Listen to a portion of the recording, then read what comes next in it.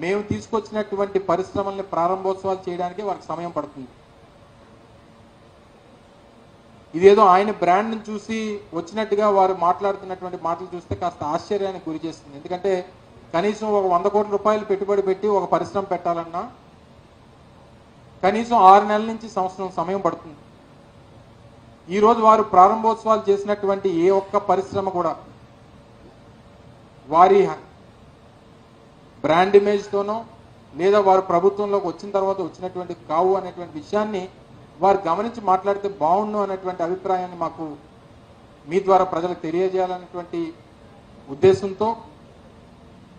ఎందుకంటే కంపెనీలకి చాలా మట్టుకు శంకుస్థాపనలు మా ముఖ్యమంత్రి గారు కానీ నేను కానీ మా హయాంలో చేసినటువంటి కొన్ని భూములు ఇచ్చి అలాట్మెంట్స్ చేసి వారిని ఆకర్షించి ఇక్కడ మన దగ్గర పెట్టుబడులు పెట్టాలనేటువంటి కార్యక్రమం చేసినటువంటి సందర్భాలు కానీ, లేదా రానటువంటి కాలంలో ఇప్పుడు కొన్ని శంకుస్థాపనలు కూడా వారు ఈరోజు కొన్ని భూమి పూజలు కూడా చేశారు, వాటికి అలాట్మెంట్స్ కానీ ఇవన్నీ కూడా జగన్మోహన్ రెడ్డి గారి హయాంలో వారి నేతృత్వంలో వారు ముఖ్యమంత్రిగా మేము ప్రభుత్వంలో ఉన్నప్పుడు చేసినటువంటి అలాట్మెంట్స్ అనేటువంటి విషయాన్ని వారు గమనించాలని చెప్పి సందర్భంగా కోరుతా ఉన్నా. ఏది ఏమైనప్పటికీ మార్కెటింగ్లో చంద్రబాబు నాయుడు గారిని మించినటువంటి వ్యక్తి మరొకరు లేరు అనేటువంటిది జగమెరిగినటువంటి సత్యం. ఏ కార్యక్రమం చేసినా ఎవరు పని చేసినా ఆ చేసినటువంటి పని నేనే చేశానని చెప్పుకునేటువంటి దాంట్లో వారిని మించినటువంటి వ్యక్తి మరొకరు లేరు అనేటువంటి విషయాన్ని కూడా మన అందరికీ తెలుసు. అది జగమెరిగినటువంటి సత్యం. ఉదాహరణకి భోగాపురంలో నిర్మిస్తున్నటువంటి ఎయిర్పోర్ట్ కానివ్వండి,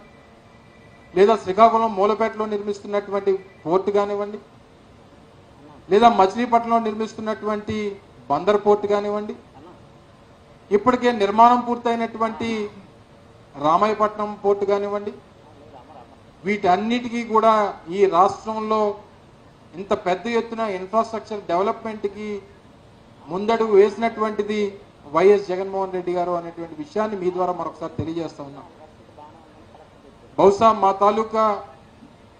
మేము ప్రజలకు చెప్పుకునేటువంటి దాంట్లో కానీ, లేదా చంద్రబాబు నాయుడు గారికి వత్తాసు పలికేటువంటి మీడియా కానీ, లేదా పత్రికలు కానీ, వీటన్నిటినీ కూడా సైడ్ లైన్ చేసేటువంటి కార్యక్రమం చేసినటువంటి దాంట్లో బహుశా వారు సక్సెస్ అయ్యి ఉండొచ్చు. ఇన్ఫ్యాక్ట్ గడిచినటువంటి 5 సంవత్సరాలు మేము అధికారంలో ఉన్నప్పుడు, మేము అధికారంలోకి వచ్చినటువంటి 8-9 మాసాల్లో కోవిడ్ని ఎదుర్కొన్నాం. దాదాపు 2.5 సంవత్సరాల పాటు కోవిడ్ పరిస్థితులు ప్రపంచంలో ఉన్నటువంటి దేశాలని అందరితో పాటు మనల్ని ఏ రకంగా ఇబ్బంది పెట్టిందో మనందరం కూడా చూసాం.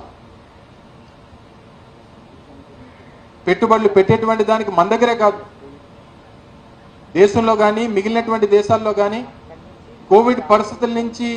బయటపడేటువంటి దానికి ఏ రకమైనటువంటి ఇబ్బందులు పడ్డామో మనం చూసాం. అయినప్పటికీ అనేక రకాలైనటువంటి పెద్ద పెద్ద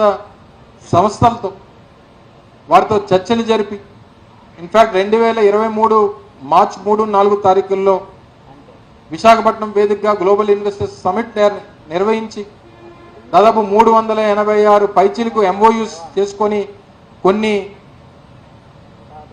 పరిశ్రమలకు సంబంధించినటువంటి ల్యాండ్ అలాట్మెంట్స్ కానీ, వారితో చేసుకున్నటువంటి అగ్రిమెంట్స్ ప్రకారం వారికి కావాల్సినటువంటి ఫెసిలిటేషన్ కానీ రాష్ట్ర ప్రభుత్వంతో చేసినటువంటి సందర్భాలు కానీ, ఈరోజు కొన్ని భూమి పూజలు జరిగినా కొన్ని ప్రారంభోత్సవాలు జరిగినటువంటి దాంట్లో కూడా గతంలో జరిగినటువంటి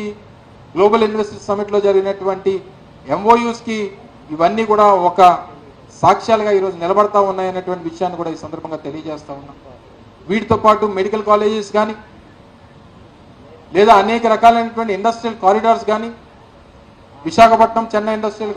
కారిడార్ కానీ, లేదా బెంగళూరు హైదరాబాద్ ఇండస్ట్రియల్ కారిడార్ కానీ, లేదా చెన్నై బెంగళూరు ఇండస్ట్రియల్ కారిడార్లో కొన్ని వేల ఎకరాల భూముల్ని సేకరించి అక్కడ ఇండస్ట్రియల్ డెవలప్మెంట్కి సంబంధించినటువంటి ఎలక్ట్రానిక్ మ్యానుఫ్యాక్చరింగ్ క్లస్టర్స్ కానివ్వండి, లేదా ఇక్కడ నక్కపల్లిలో బల్క్ డ్రగ్ పార్క్ సంబంధించి కానివ్వండి, లేదా రానటువంటి కాలంలో ఓర్వకల్ ప్రాంతంలో ఉన్నటువంటి